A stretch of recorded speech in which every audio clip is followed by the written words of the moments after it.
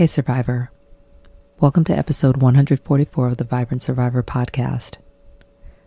This episode is heavier, but important, so I encourage you to listen to your body and take care as you're tuning in.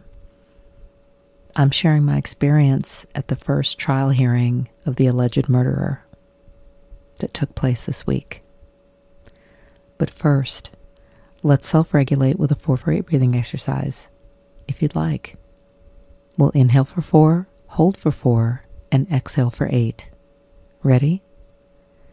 Inhale, 2, 3, 4, hold, 2, 3, 4, exhale, 2, 3, 4, 5, 6, 7, 8.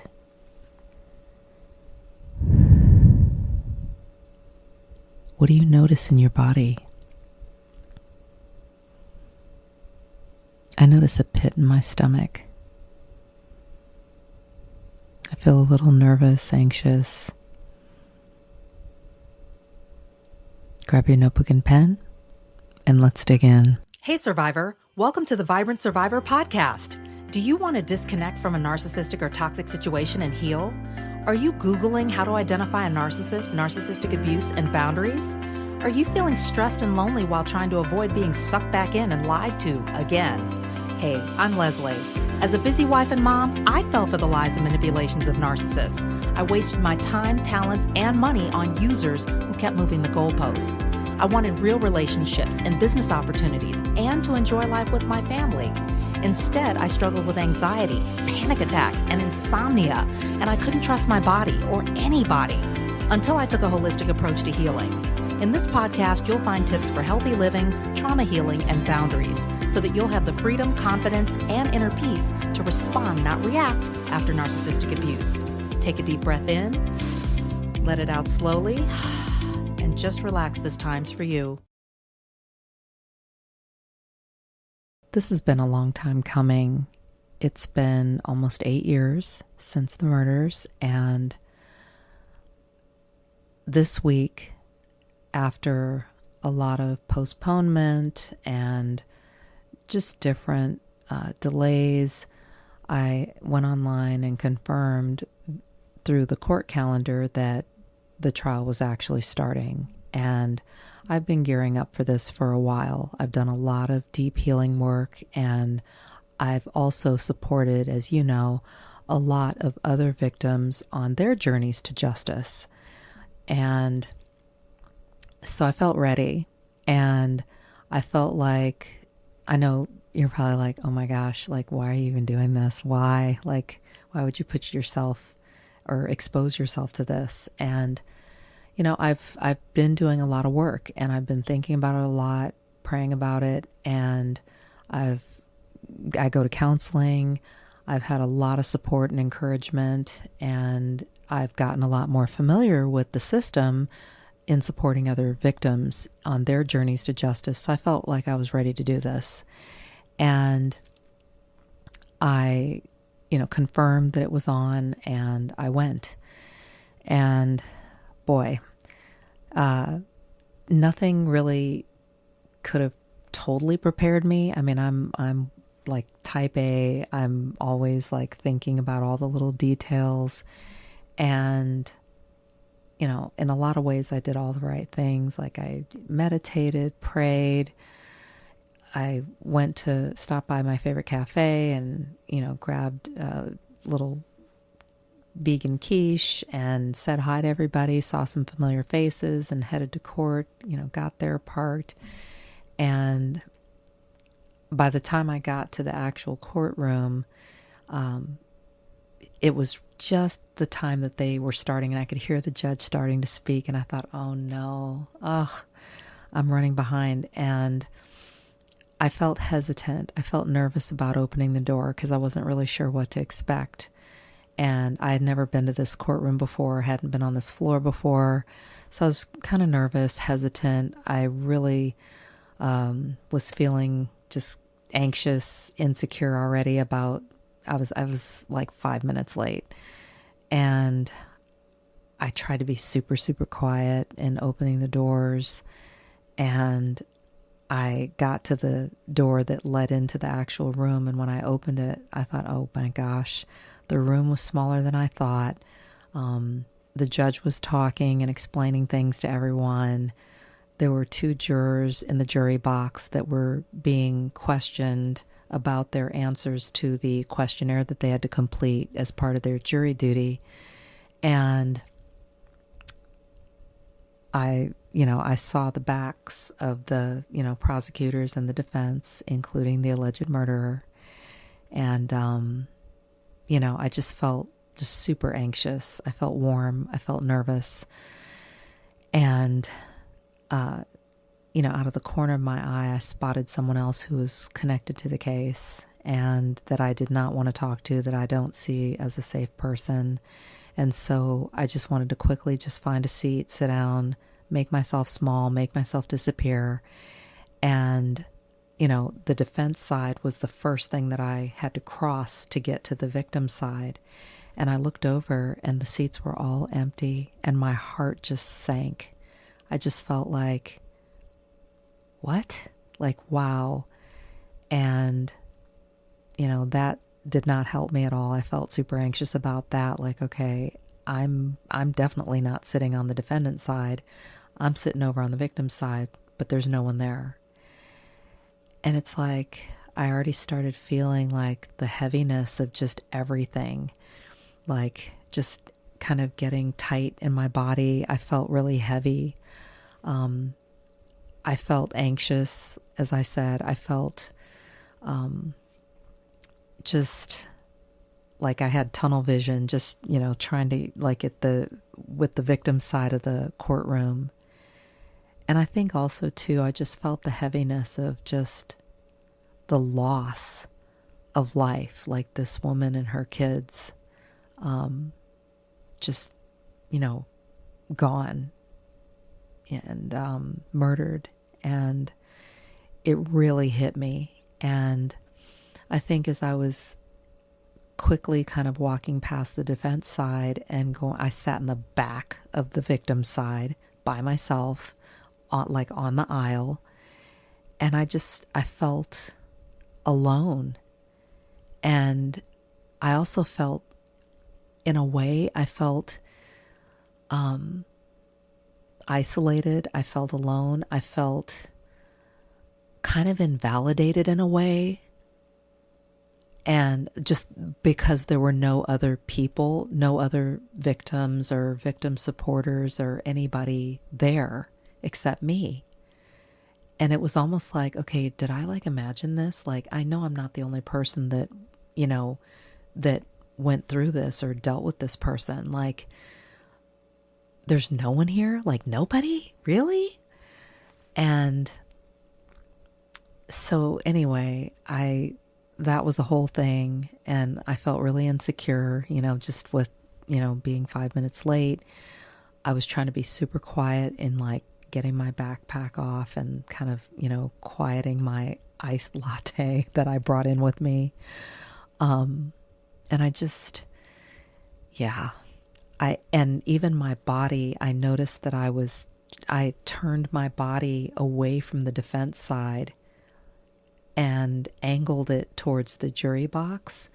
And just, I had this feeling in my gut and just in my body of just wanting to be small and wanting to make myself disappear and not be noticed and all of that, even though, I was the only person that came into the courtroom at the time that I did. I wasn't the last person to come in, but there was a huge gap before other people entered the courtroom. But again, those people sat on the defense side.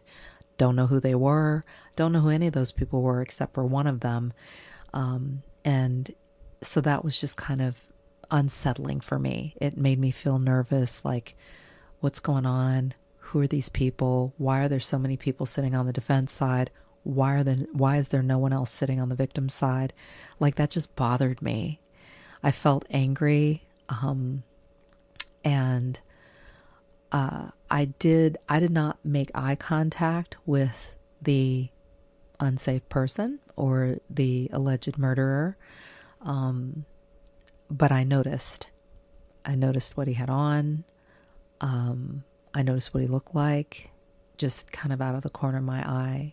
And I'm sure that probably because of the timing of my arrival and having to cross over other people to, to sit down, I'm sure that he probably saw me there. And so anyway, yeah, it was a lot. And part of me felt like I wanted to cry. I felt this overwhelming sense of injustice. And as I was sitting and listening to the jurors getting grilled about their questionnaire answers, it was kind of interesting. I felt kind of curious, like, okay, who are these people? Who would get picked for this jury? Who would be able to make it all the way through to the final round of jury selection and to the trial?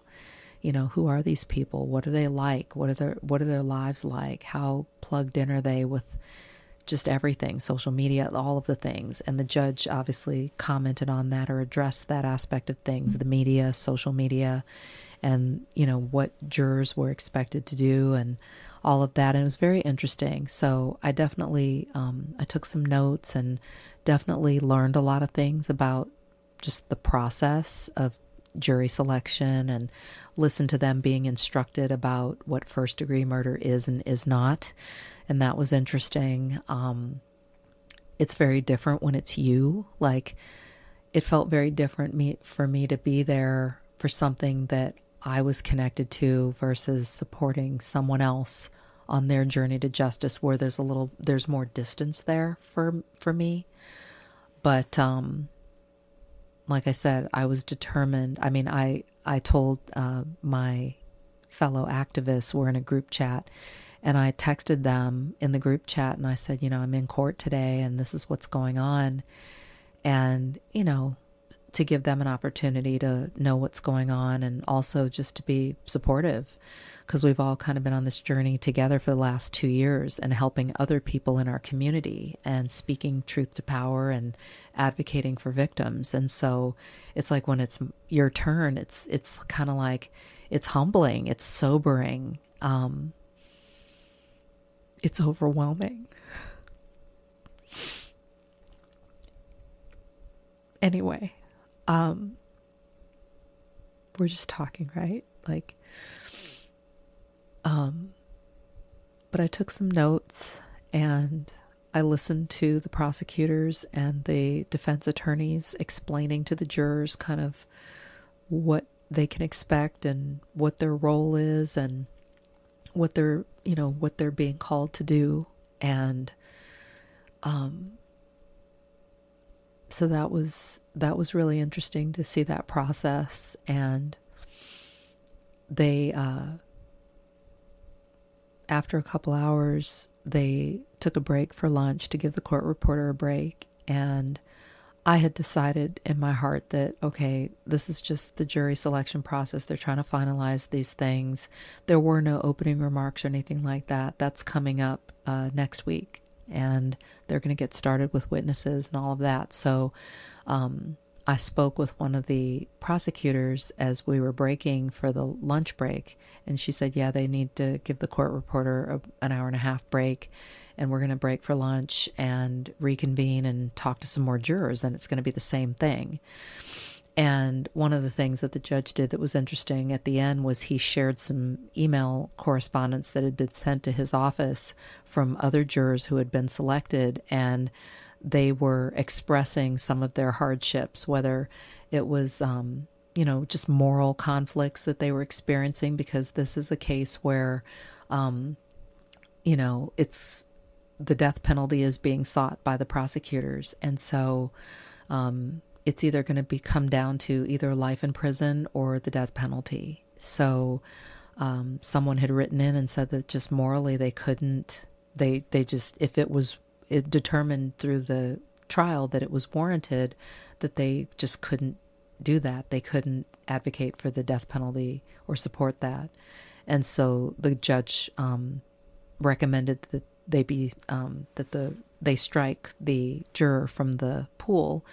And there was another juror who I guess had a pregnant girlfriend, and where the baby was due like before the trial was going to be over, and so they chose to strike that person as well. And there were a couple other people too, one of whom had expressed financial hardship, but that because I guess of the information that the jurors were given up front, and all of the detail that was given to them and explanation and opportunity to express hardship, that this, I think at one person at least, was past the point that like the deadline.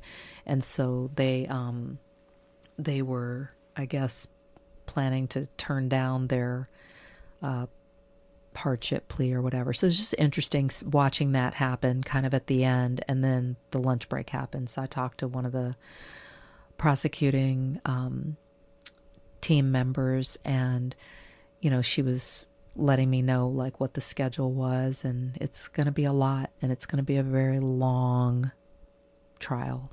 And I couldn't sit on that jury. I could not do that. But she was giving me the rundown that I had missed in the 5 minutes, before I got there, and just kind of letting me know what they were doing the rest of this week, and then that next week they would start with opening remarks and witnesses. So anyway, I'm going to be in a conference, so I will have to tap in at a later time after I am done with my conference. But at any rate, I felt a lot, just mixed emotions. One of the other things I didn't mention, but that came up for me, was just the fact that there are options here, and I don't know where you stand, in in terms of life imprisonment or death penalty or whatever, and what your your thoughts and feelings are about that. But I did feel conflicted, because it seemed like there were options, and all I could think about was, this woman and her children, 11-year-old son and 8-month-old daughter, who didn't have options. They just didn't, and they're no longer here. And just a sense of unfairness in that, and just I felt really sad about it, all over again. I mean, obviously when it all happened, that was bad enough, but just I felt that again, and I'm still processing a lot of it. I had a great session the other day with my counselor, who has walked this out with me really since the beginning, and has seen me progress. And we had a really good talk the other day, and I think I allowed myself to release a lot more emotions during my session, which is good. I mean, that's what it's for, and it felt good to do that. And I think too, I just didn't realize like how much I was feeling, because there was so much going on in the moment, and I think I was just kind of trying to hold it together, like maybe a little in survival mode, in the hearing itself, like during the hearing. And I know that as the hearing progressed, I turned my body more to a forward-facing position in my seat versus angling my whole body towards the jury box and away from the defense side and the defense team and the alleged murderer. So I noticed that over the course of the couple hours I was in there, that I turned my body to where I was more like in alignment. I was facing the judge. And, so I felt, I did a lot of deep breathing and did some writing, while I was in there, and I think that helped me in the moment to kind of process things. And so yeah, definitely not perfect. And but it felt empowering in a way to punch my fears in the mouth and show up. And I felt like for all the people who were impacted by this situation, that I was kind of repping a lot of them and sitting for a lot of them. It did feel very lonely, and I didn't like how that felt. It felt uncomfortable, and it felt sad to me. But, I was determined and, just had a bigger goal, at play.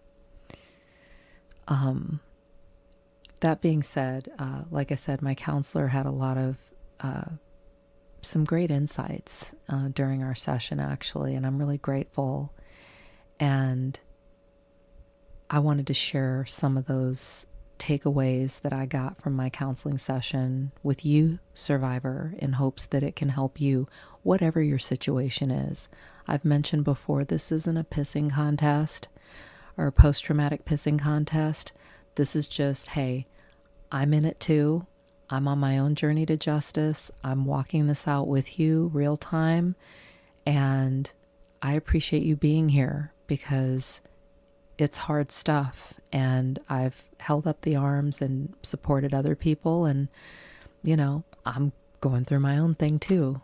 And anyway, one is that she had shared with me that it was very brave of me to show up to court. Like, her mouth fell open when I told her that I had gone to the first day of the trial. And she's like, boy, that was so brave of you. And I just want to encourage you, survivor, that courage doesn't mean that you're not afraid, or it has nothing to do with the absence of fear. It's being afraid and showing up anyway. So, did it, done. Number 2 is that, it's hard. Like, this is hard stuff, and it should be. So, when you feel the weight of something like this, it means you're human. Right? So, and that's okay. Number 3 is that, cognitive dissonance is normal and it is real. I mean, I was struggling so hard with what I was experiencing and seeing in the courtroom and hearing, and like what I went through and what, this woman and her children experienced in having their lives just taken away. And I wanted to let you know that conflicting truths are part of processing trauma. Like, this is part of the deal. And I definitely felt that. I felt so conflicted.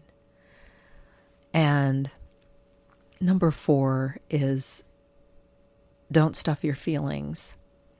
If it hurts, if it's hard, if it's scary, let it hurt. Let it be hard. Let it feel the fear. It's human. It's natural. There's nothing wrong with you. Number 5 is that our culture is very desensitized to violence, and not just like extreme violence. And it's just the things that are on TV, in the movies, that we're being exposed to online, everything. And even the crimes that are being done because people are absorbing so much of this and acting out on it, there's like a desensitization in our culture where that's concerned. That being said, and I know I don't want to be a part of that, and I want to encourage you to not allow yourself to be a part of it, survivor. You're better than that. And your ability to feel is a strength. Number 6, pray for your enemies. I don't know if you pray or if you believe in the power of prayer, but prayer works, and it can help to keep your heart free from just all of the negative emotions, thoughts, feelings, and just even be able to release fear and other emotions that are weighing you down, bothering you, messing up your health and well-being, compromising your body. So, and even one other thing that I was encouraged to do was even to pray for the defense team. I mean, just what it must take to know that someone has done something horrible and to, try to show up for them or be there for them. And that's your job. That's your chosen profession to, give a voice or have the back of someone who may not get a fair shake because of what they've done. Yeah, like I couldn't do it, but I was encouraged to pray for the defense team and just what they have to do to be able to just kind of put their professional hat on and like show up and present a case for the defendants. And 7 is to moderate your experience.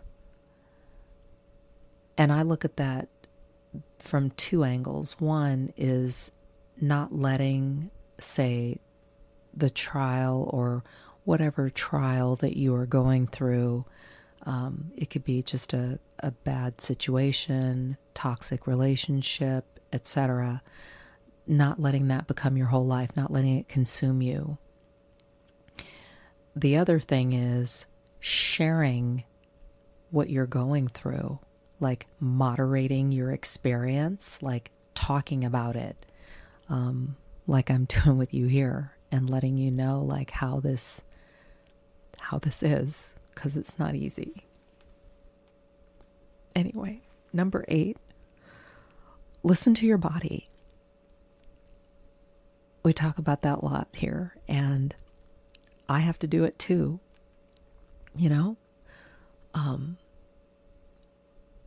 allowing myself to feel what I feel and know what I know, and listening to my body. I mean, I knew I felt unsafe. I felt just, I felt lonely. I felt insecure. I felt angry. Just listening to my body. I could feel my body just moving away from all of the people like on the defense side. Like that didn't feel safe to me. It didn't feel, I didn't want to be seen. I didn't want to draw attention to myself. I wanted to disappear. I felt that in my body. I felt it as it was happening. Rest when you need it. take a break when you need it.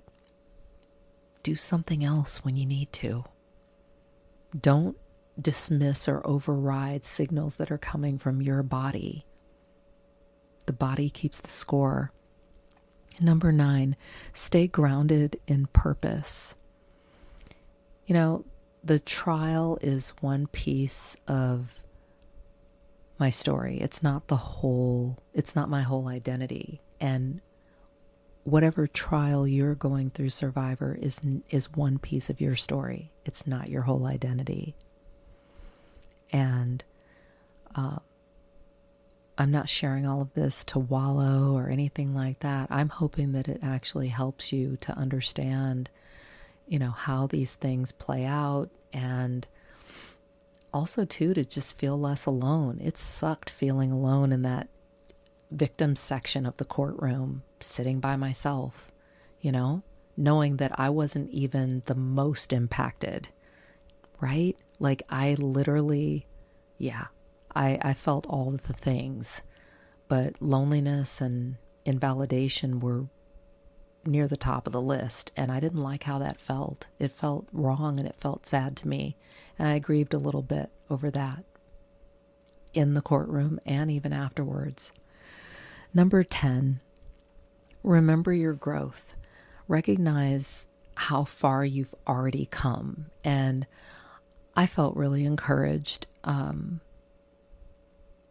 when my counselor said, you know what, you have come a long way. That felt so encouraging. I needed to hear it. And even in my little, my community activist group chat, a couple of ladies were like, hey, here for you. We are here for you if you need us.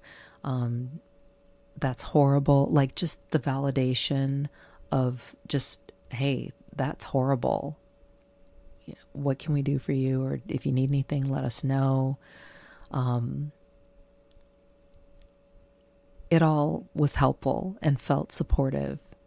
And I felt tempted to not say anything and to just kind of like walk this out myself. But the truth of the matter is that, and we talk about this all the time here on the podcast, is, there's healing in community, and it's just different when you're helping other people. I think when it's you and it's your time, it's your turn, it's different. And I need to do that too, like tap into the power of community. And even since then, I've thought of some ways that my community can help and support. And I'm excited about sharing that with them and about being able to walk this out with support. There are a lot of needs out there, but I think that just knowing that people are willing to do what they can, and that, even if it's a couple people that are able to support in certain ways, that's great, If you're facing a trial of any kind, toxic situation, it could be a relationship, work thing, family dynamics, or just triggering events, here's some things that you can do to help you to get through that. One is to ground yourself before and after. This could be with a breathing exercise like the one we do here on the podcast, prayer, even journaling. And speaking of journaling, that's another thing that you can do to help put words to what has happened, what you're experiencing now, just validating what you've gone through, owning your truth. Another thing that you can do is lean on safe community or therapy or counseling. And I'm doing both, just FYI. And then expect waves of emotion. Like grief isn't linear, so different things will come up at different times, and that's okay. And then keep things in perspective. Like one of the things I've learned over the last couple of years is that the system may not deliver justice in the way or in the timing that I think it should. But at the same time, healing is yours to claim. like it's your healing journey is yours and it starts with you. So with that, survivor, it's okay to feel hurt, to be shaken, afraid, to feel heavy, to feel angry. It doesn't mean you're weak or that there's something wrong with you. It means that you're human. And healing is not about avoiding pain or discomfort. It's about growing through what you're going through, about moving through the things, the hard things, without losing yourself in the process. Remember, justice is uncertain, but your healing doesn't have to be. Thanks for tuning in, survivor. Your peace and life matter. Take care, and I'll talk to you soon. If this podcast has helped you understand who and what you're dealing with, sharpen your discernment, and move forward on your healing journey, share it with another survivor. Help me help others by leaving a review for the show. And let's connect on social. Take a screenshot, share it in your IG stories, find and tag me at The Vibrant Survivor, and I'll share your post too. I look forward to connecting with you on IG and seeing you back here. You're not alone and you're not crazy. Know who you're dealing with, know who you are. Take care, and I'll meet you back here next week. Bye-bye.